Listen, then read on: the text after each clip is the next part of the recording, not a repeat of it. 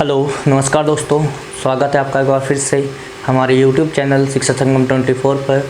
दोस्तों, हम पढ़ रहे थे फंडामेंटल राइट्स, मौलिक अधिकारों के बारे में। और मौलिक अधिकारों के इस क्रम में हमने बात करी थी, बहुत आगे तक हम बढ़ गए थे।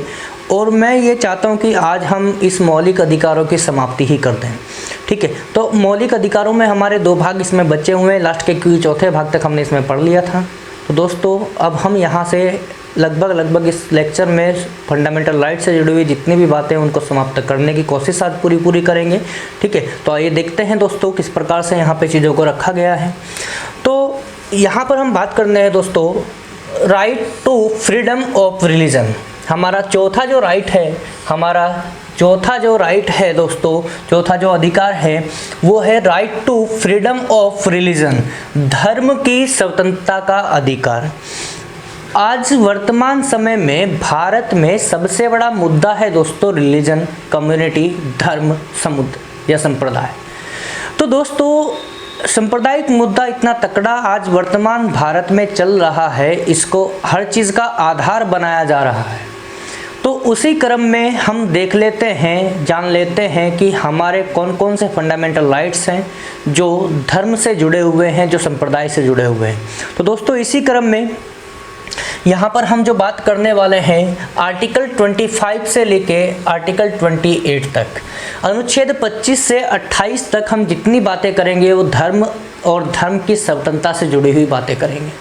ठीक है दोस्तों, तो आइए देखते हैं आर्टिकल नंबर 25 क्या कहता है। अनुच्छेद नंबर 25 कहता है नया धर्म अपनाने की स्वतंत्रता, freedom to adopt a new religion, नया धर्म अपनाने की स्वतंत्रता। तो दोस्तों, नया धर्म अपनाने की स्वतंत्रता क्या, अर्थात कोई नया धर्म बनेगा नहीं। मतलब ये है कि जितने भी यहाँ पर रिलीजन्स हैं, चाहे वो 10 हैं चाहे वो 50 हैं, आप उनमें से किसी एक पर्टिकुलर धर्म से बिलोंग करते होंगे। आप किसी एक पर्टिकुलर धर्म से बिलोंग करते होंगे, पिताजी, दादाजी, ये सब। अब बात यह है कि पिताजी का जो धर्म रहा है, जरूरी नहीं है कि बच्चा भी उसी के अनुसार चले। किसी बच्चे ने अध्ययन किया हुआ है, सभी धर्मों के बारे में जानकारी रखता है और उसको लगता है कि हाँ, मेरे धर्म से ज़्यादा महत्व दूसरे धर्म का मुझे समझ आया है, तो मैं चाहता हूँ कि मैं अपना धर्म परिवर्तन करके दूसरे का धर्म अपना लूँ। तो दोस्तों, ऐसा संभव है। भारतीय संविधान का आर्टिकल 25 आपको ये अधिकार देता है कि आप अपना धर्म छोड़ सकते हैं और नया धर्म अपना सकते हैं। तो नया धर्म अपनाने की स्वतंत्रता का जिक्र कहाँ किया गया है दोस्तों? आर्टिकल 25 में किया गया है। Freedom to adopt a new religion, आपको इतना याद रखना है। सॉरी, आगे बढ़ते हैं दोस्तों। आर्टिकल 26 कहता है freedom to manage religious affairs, धार्मिक कार्यों के प्रबंधन की स्वतंत्रता। अगर आज मेरे घर में कोई जागरण होने वाला है या धर्म से जुड़ी हुई कोई भी कार्य, कोई भी अफेयर अगर होने वाला है मेरे आस पड़ोस में, मेरे घर में, तो दोस्तों मुझे उसका प्रबंधन, उसका मैनेजमेंट करने का पूर्ण अधिकार है, मुझे कोई रोक नहीं सकता। हाँ, कभी कभी ऐसा होता है दोस्तों कि स्थानीय जो प्रशासन होता है, लोकल जो एडमिनिस्ट्रेशन होता है, कभी कभी वहाँ पर दिक्कतें आ जाती हैं। और दिक्कतें किस प्रकार की? हमारे इस डिस्ट्रिक्ट में जो यहाँ का स्थानीय निकाय है, उन्होंने कोई रूल बना दिया। उन्होंने रूल बना दिया कि इस डिस्ट्रिक्ट में, या फिर जो हमारे सीएम होते हैं, सीएम साहब भी राज्य के लिए एक नियम बना देते हैं कि इस राज्य के किसी भी डिस्ट्रिक्ट में रात को 11 बजे के बाद में डीजे नहीं बजेगा। तो दोस्तों, उन्होंने वो कानून बना दिया, उन्होंने वो नियम बना दिया।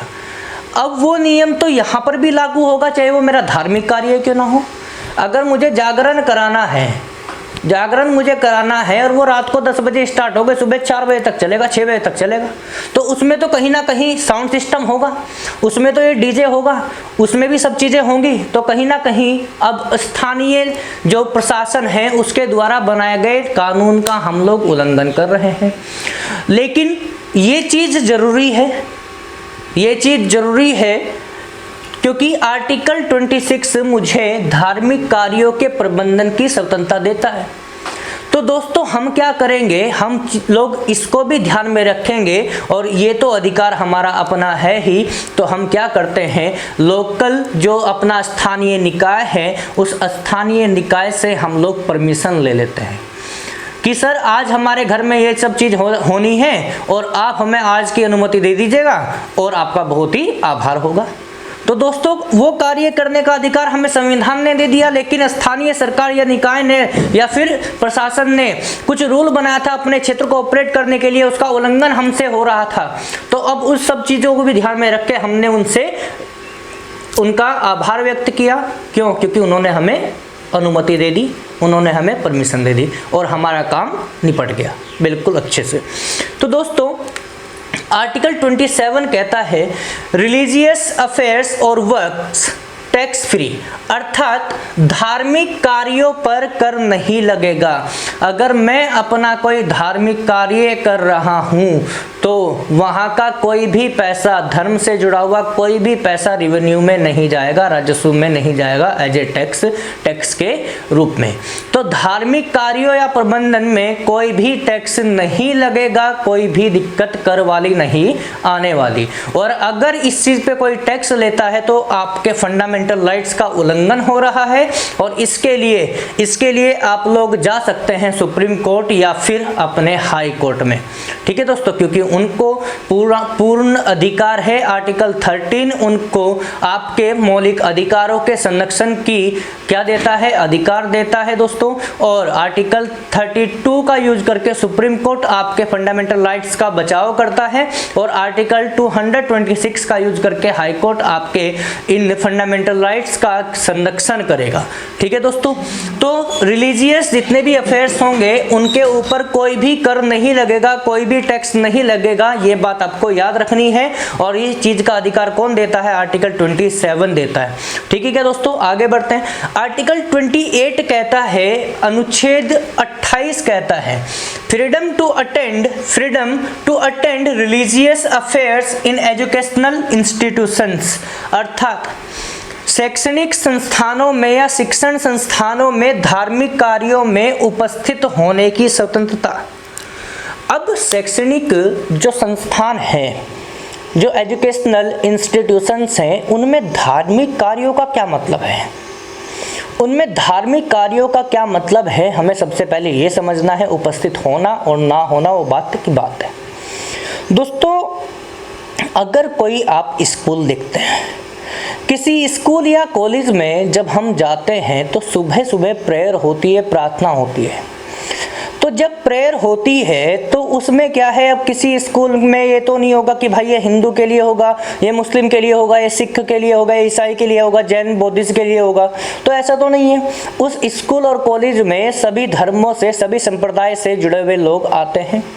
अब मैटर ये करता है कि वहाँ पर प्रेयर जो हो रही है, वहाँ पर जो प्रार्थना हो रही है वो किसके विषय में हो रही है, कौन से धर्म से जुड़ी हुई हो रही है, क्योंकि कई बार ये भी बहुत बड़ा चर्चा का मुद्दा बन जाता है। तो दोस्तों अब मैटर ये करता है, अगर किसी स्कूल में अगर किसी विशेष धर्म का क्या हो रहा है, प्रार्थना वहाँ पे की जा रही है, पूजा पाठ किया जा रहा है सुबह, क्योंकि आपको ईश्वर को याद करना है और ईश्वर को याद करना श्रद्धा से, भाव से, ये हमारा सबसे पहला कर्तव्य है। ठीक है, तो दोस्तों अब मैटर ये करता है कि वो किसी विशेष एक धर्म से जुड़ी हुई वहाँ पे चीज़ें हो रही हैं और हो सकता है कि किसी दूसरे धर्म से बिलोंग करने वाले व्यक्ति को ये चीज़ पसंद नहीं है, फिर नहीं करना चाहता है, क्योंकि दूसरे धर्म के लिए आप उसको कभी भी प्रेशराइज नहीं कर सकते, उसके ऊपर फोर्स नहीं कर सकते, दबाव नहीं बना सकते। तो दोस्तों अब उसके ऊपर डिपेंड करता है, कि वो वहाँ पर उपस्थित हो या ना हो। तो उपस्थित अगर होना चाहता है स्वेच्छा से तो बिल्कुल हो सकता है, और अगर नहीं होना चाहता है तो भाई साहब आप उसको ज़बरदस्ती बुला नहीं सकते। इस बात का मतलब यही है कि शैक्षणिक संस्थानों में जो एजुकेशनल अपने इंस्टीट्यूशंस हैं, इनमें जितने भी यहाँ पर रिलीजियस अफेयर्स होते हैं, धार्मिक कार्य होते हैं, उसमें उपस्थित होने की स्वतंत्रता का मतलब क्या है कि मन माने तो उपस्थित हो, नहीं माने तो नहीं हो। क्लियर है क्या? कोई दबाव यहाँ पे किसी के ऊपर नहीं बनाया जा सकता।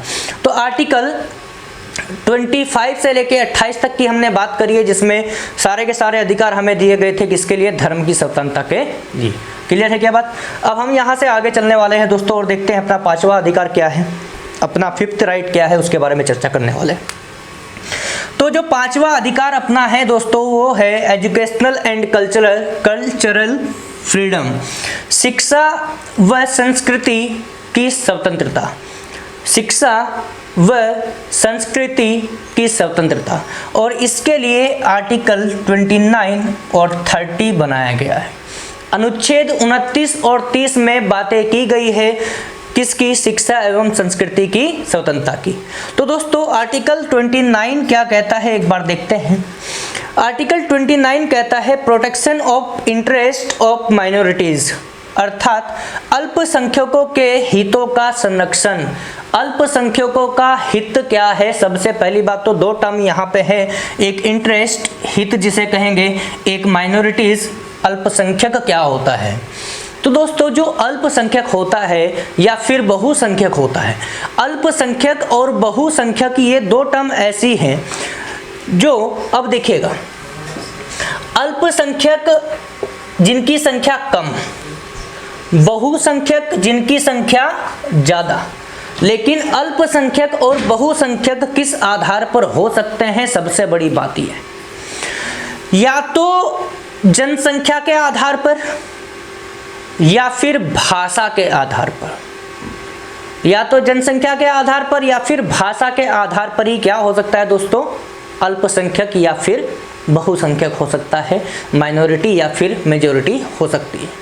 तो दोस्तों यहाँ पर माइनॉरिटीज हमने देखा, अल्पसंख्यक हमने देखा, क्योंकि आपने देखा है कि कहीं पर भी अगर एक कोई कॉलोनी है वहाँ पर 1000 लोगों की जनसंख्या है, पॉपुलेशन है, तो उन 1000 लोगों में अब 900 जो लोग हैं वो किसी एक धर्म से हैं, उसको मैंने मान लिया ए, ठीक है दोस्तों।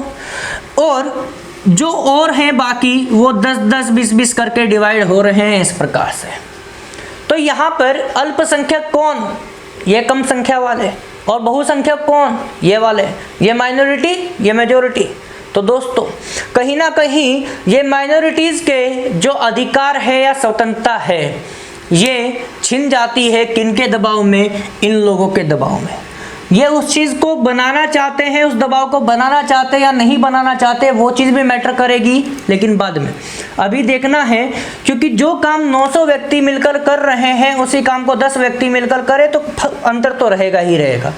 तो अगर ऐसा कहीं पर हो, किसी कॉलोनी में अगर 1000 लोग रह रहे हैं, अगर किसी राज्य में मेजॉरिटी किसी भी एक पर्टिकुलर रिलीजन की है, धर्म की है, कम्युनिटी की है, कौम की है, तो दोस्तों वो दूसरे के हितों का संरक्षण मतलब उसका उल्लंघन नहीं कर सकता, उसके लिए कोई दिक्कत खड़ी नहीं कर सकता, ठीक है दोस्तों। तो यहाँ पर protection of interest of minorities, अल्पसंख्यकों के हितों का संरक्षण, यहाँ पर आपने देखा है क्या? अल्पसंख्यकों के हितों का संरक्षण। आर्टिकल 30 कहता है दोस्तों establishment and management of special educational institutions of minorities. अल्पसंख्यकों के, यहाँ पे लिख लेना दोस्तों, अल्पसंख्यकों के विशेष शिक्षण संस्थाओं की अल्पसंख्यक विशेष शिक्षण संस्थाओं की स्थापना कर सकते हैं और उनका प्रबंधन कर सकते हैं। अर्थात अगर कहीं पर कोई मुस्लिम कम्युनिटी है और वहाँ पर क्या है, इन मुस्लिमों की माइनॉरिटी है, अल्पसंख्यकता है, तो दोस्तों क्या होगा कि यहाँ पर ये लोग अपने लिए अपना मदरसा जो होता है उसकी स्थापना कर सकते हैं, उसके लिए मैनेजमेंट कर सकते हैं, या कोई भी शिक्षण संस्थान अपने धर्म से जुड़ा हुआ ये खोल सकते हैं, इस्टेब्लिश कर सकते हैं। यही बात हिंदुओं के लिए भी होती है, यही बात सिखों के लिए होती है, यही बात क्रिश्चियनिटी के लिए होती है, यही जैन और बौद्ध धर्म के लिए होती है। तो जहाँ पर भी जिस भी धर्म का माइनॉरिटी होगा वो अपने शिक्षण संस्थाओं की स्थापना कर सकता है और प्रबंधन कर सकता है, क्योंकि इस बात की स्वतंत्रता उनको देता है आर्टिकल 30। तो दोस्तों अब तक हमने बात करी है अपने चौथे राइट की और 5वें राइट की, और अब हम बात करने वाले हैं कॉन्स्टिट्यूशनल रेमेडी की, संवैधानिक उपचार की। तो दोस्तों आगे बढ़ते हैं। और देखते हैं आर्टिकल 32 क्या कहता है। देखिए हमारा लास्ट अधिकार है, हमारा अंतिम राइट है नंबर 6 पे, कॉन्स्टिट्यूशनल रेमेडी, संवैधानिक उपचार। संवैधानिक उपचार अर्थात क्या? देखिएगा, अगर आपके फंडामेंटल राइट्स का अगर उल्लंघन होता है संसद द्वारा या किसी भी सरकारी निकाय द्वारा, तो दोस्तों आप लोगों को ये अधिकार है कि आप लोग सुप्रीम कोर्ट में जा सकते हैं, और सुप्रीम कोर्ट में जाने के साथ साथ आप हाई कोर्ट में भी जा सकते हैं। सुप्रीम कोर्ट और हाई कोर्ट, ठीक है दोस्तों।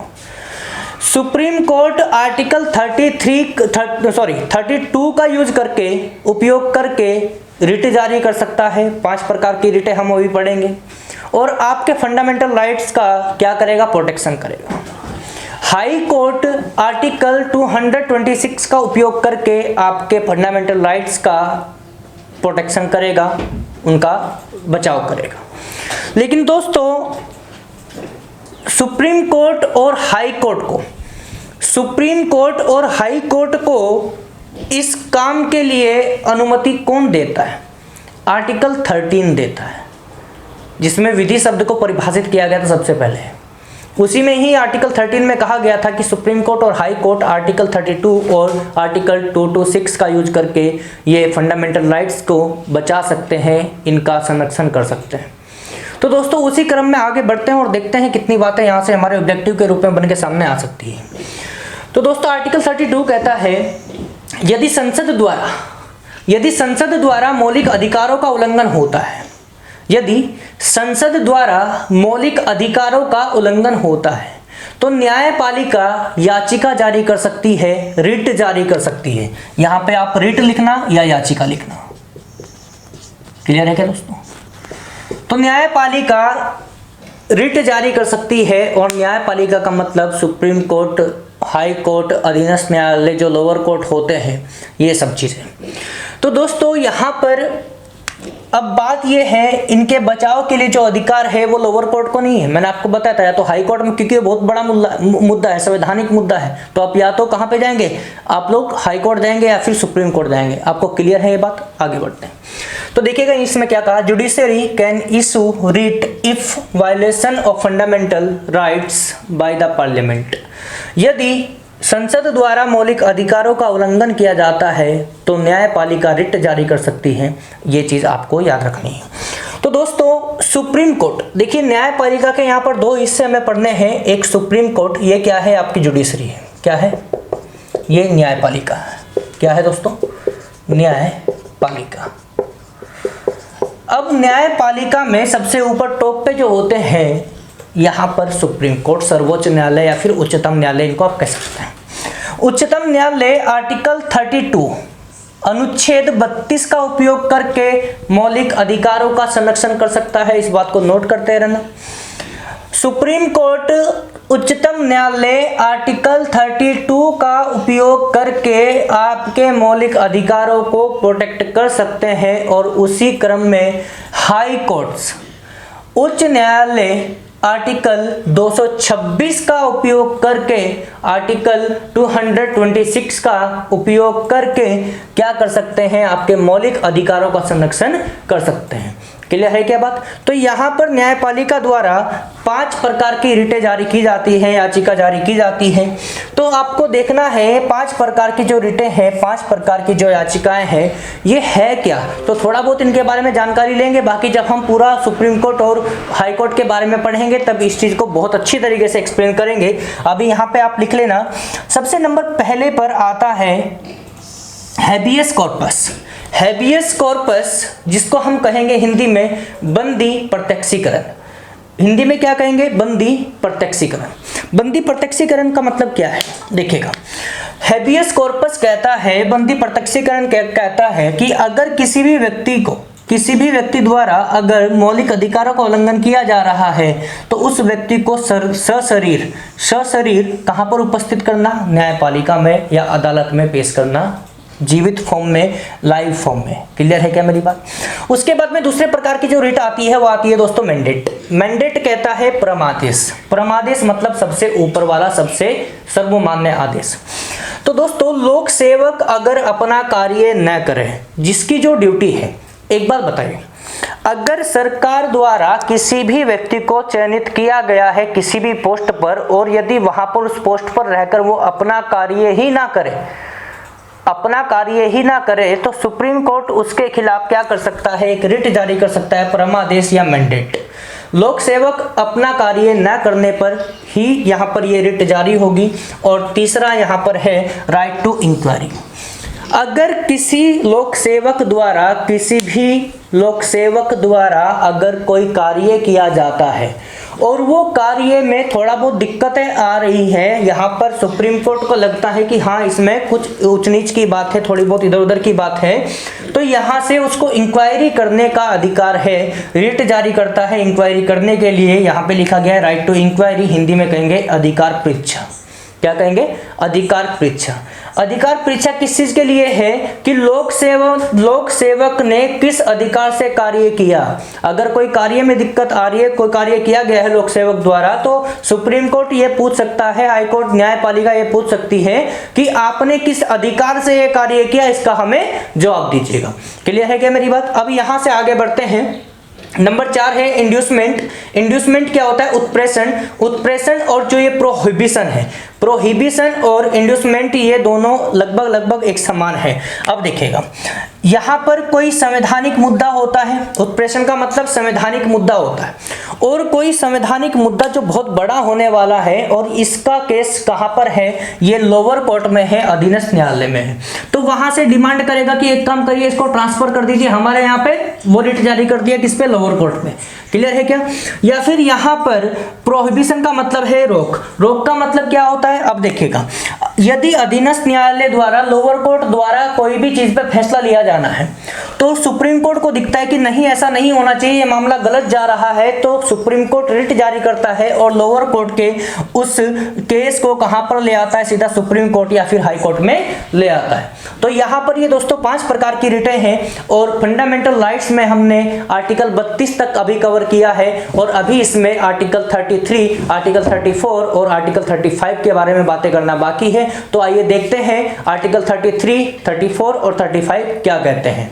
दोस्तों आगे बढ़ते हैं और देखते हैं, क्योंकि देखिए फंडामेंटल राइट्स की अगर हम बात करें तो आर्टिकल 32 तक ही लगभग इंपॉर्टेंट बातें हैं, लेकिन उसके बाद में कुछ अलग से बातें हैं जो उससे भी ज़्यादा इम्पोर्टेंट मैं मान सकता हूँ यहाँ पर। क्योंकि देखिए क्या है, कुछ स्थिति ऐसी होती है कि अब ये मौलिक अधिकार चाहकर भी हमारे देश में हर किसी व्यक्ति के लिए एक समान नहीं हो सकते।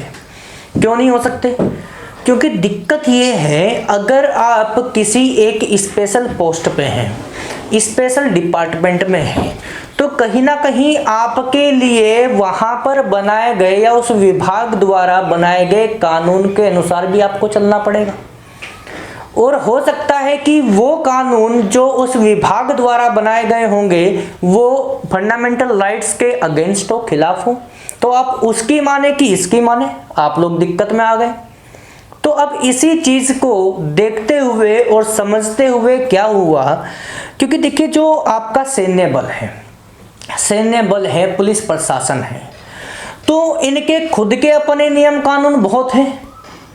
तो अब इनके नियम कानूनों के तले फंडामेंटल राइट्स को दबा दिया जाता है। क्यों? क्योंकि मजबूरी बन जाती है, उसमें सुप्रीम कोर्ट भी कुछ नहीं कर सकता। एक बात बताइए, अगर किसी सेना के किसी अधिकारी को या किसी सिपाही को यदि एक्सप्रेस करने की अधिकार दे दे, व्यक्त करने का, अभिव्यक्त करने का अधिकार दे दे, विचार प्रकट करने का अधिकार दे दे, कुछ ऐसे अधिकार दे दे, तो वहां से क्या है, अब जो अंदर की बातें हैं उन्होंने बाहर आके बोल दी, कोई उनको रोकेगा कि कहाँ फंडामेंटल राइट आर्टिकल 19 मुझे अधिकार देता है। तो अब क्या हुआ, तो कुछ सेना की ऐसी खुफिया बातें होती हैं जिनको बाहर आप एक्सप्रेस नहीं कर सकते, बाहर लाके किसी को नहीं बता सकते। तो अब वहां पर उस व्यक्ति पर, उस सेना सिपाही पर वहां फंडामेंटल राइट उसके मिलेंगे, उसको अधिकार दिए जाएंगे, या फिर सैन्य के ही कुछ अधिकार होंगे जो उसको मिलेंगे। तो फंडामेंटल राइट्स में कमी कर दी जाती है पर्टिकुलर सैन्य बल और पुलिस बल के अधिकारियों और वहां के कर्मचारियों और सिपाहियों के लिए। उसी बात की चर्चा करी गई है हमारे आर्टिकल 33 में, अनुच्छेद 33 में। Parliament can reduce the fundamental rights of military force and police force by enacting laws, अर्थात संसद कानून बनाकर सैन्य बल तथा पुलिस बल के मौलिक अधिकारों में कमी कर सकती है, क्योंकि उनको ऐसा करना ही पड़ता है। अगर वो ऐसा नहीं करेंगे तो उससे कहीं ना कहीं देश को नुकसान हो सकता है, और देश को नुकसान हो ऐसा संभव नहीं है। क्लियर है क्या दोस्तों? इसी बीच क्या हुआ कि कभी कभी किसी क्षेत्र में मार्शल लॉ आ जाता है, मिलिट्री रूल आ जाता है, सैन्य शासन आ जाता है। तो सैन्य शासन जब आता है तो वहां पर क्या है, कुछ हमारे जो मौलिक अधिकार है, मौलिक अधिकारों में कमी आ जाती है। क्योंकि सैन्य बल जब लगेगा तो सेना के खुद के जो रूल होंगे उसी के अकॉर्डिंग वो, जो उसके खुद के नियम होंगे उसी के अकॉर्डिंग वो शासन करेगी। तो जब शासन यहाँ पर सैन्य शासन की बात करते हैं तो सेना के कुछ अपने नियम कानून होते हैं, उन्हीं के तहत वहाँ पर अपने जो शासन है, प्रशासन है, वो चलाया जाता है, जिनके तले हमारे फंडामेंटल राइट्स दबके रह जाते हैं। तो उसकी कुछ क्षतिपूर्ति करने के लिए संसद एक कदम उठाती है और कानून बनाती है जिनको पूर्ति करती है। यदि आर्टिकल 34 क्या कहता है, यदि सैन्य शासन लागू हो जाए और हमारे मौलिक अधिकारों में कमी होती है तो संसद कानून बनाकर उसकी क्षतिपूर्ति कर सकती है। इफ मिलिट्री फोर्स या martial law came into force and our fundamental rights are deficient, then parliament can make laws compensate it। तो दोस्तों आपको ध्यान रखना है, जब भी कभी मार्शल लॉ होगा तो संसद कानून बनाएगी और कानून बनाकर थोड़े बहुत मौलिक अधिकार हमें दे देगी। लेकिन देश में कुछ भी होता हो, कुछ भी आफत आ जाए, इमरजेंसी लग जाए, कुछ भी हो, आपातकाल जैसी स्थिति बन जाए, सारे के सारे मौलिक अधिकारों का उल्लंघन हो सकता है, इनको हटाया जा सकता है। लेकिन दो ऐसे मौलिक अधिकार हैं, आर्टिकल 20 और आर्टिकल 21। आर्टिकल 20 और आर्टिकल 21 का उल्लंघन किसी भी स्थिति में नहीं हो सकता। ये अधिकार ऐसे अधिकार हैं जो हमें हमेशा हमारे साथ में जीवित रहेंगे, ये हमेशा हमारा साथ देंगे, हम इनके साथ में रहेंगे। तो देश में चाहे मार्शल लॉ लग जाए, चाहे देश में राष्ट्रपति शासन लग जाए, इमरजेंसी हो जाए, कुछ भी हो जाए, कितनी भी बड़ी आफत आ जाए, इन दोनों फंडामेंटल राइट्स को नहीं छीना जा सकता, इनको निलंबित नहीं किया जा सकता, सस्पेंड नहीं किया जा सकता। और उसमें कौन आता है? आर्टिकल 20 आता है और आर्टिकल 21 आता है। इतनी बात क्लियर है क्या? अब दोस्तों लास्ट बात यहां से कर लेते हैं। देखिए, हम बहुत दिनों से फंडामेंटल राइट्स की बात कर रहे हैं, बहुत सारी बातें हमने इसके बारे में करी हैं, लेकिन एक बात आपको यहां से याद रखना है कि फंडामेंटल राइट्स के ऊपर, मौलिक अधिकारों पर कानून बनाने का अधिकार, फंडामेंटल राइट्स पर कानून बनाने का अधिकार केवल और केवल संसद का है। फंडामेंटल राइट्स को लेकर, मौलिक अधिकारों को लेकर कोई भी नियम नहीं बना सकता, कोई भी कानून नहीं बना सकता। ये चीज आपको याद रखनी है। सुप्रीम कोर्ट की बात करें, हाई कोर्ट की बात करें, तो वो खाली प्रोटेक्शन करेंगे, वो कानून नहीं बनाएंगे। कानून बनाने की अगर बात हो तो मेरे दोस्तों, कानून बनाएगी खाली पार्लियामेंट, और पार्लियामेंट को ये कानून बनाने का अधिकार, मौलिक अधिकारों पर कानून बनाने का अधिकार देता है आर्टिकल 35। अनुच्छेद 35 के अनुसार ये बात कही गई है, only parliament has the right to make law on fundamental rights. मौलिक अधिकारों पर कानून बनाने का अधिकार केवल संसद का है, पार्लियामेंट का है। तो दोस्तों इतनी बातें हमने यहाँ से की है और आज मौलिक अधिकारों की समाप्ति हो चुकी है। अगले लेक्चर में अगले लेक्चर में हम बात करेंगे आर्टिकल 35 से आगे की, आर्टिकल 36 से लेके आर्टिकल 36 से लेके 51 तक। आर्टिकल 51 तक की हम यहाँ पर बात करेंगे। अगला चैप्टर आएगा हमारे संविधान का भाग 4, और भाग 4 में हम पढ़ेंगे राज्य के नीति निर्देशक तत्व, DPSP, directive principles of state policy. तो दोस्तों जानेंगे वहां पर कि क्या अंतर होता है इंटेलेक्चुअल फंडामेंटल राइट्स में और राज्य के नीति निर्देशक तत्वों में, और वहीं पर बहुत सारी जानकारी हमें लेनी है अलग से। ठीक है दोस्तों, तो मिलते हैं अगले लेक्चर में नई वीडियो में नई बातों के साथ। तब तक के लिए नमस्कार।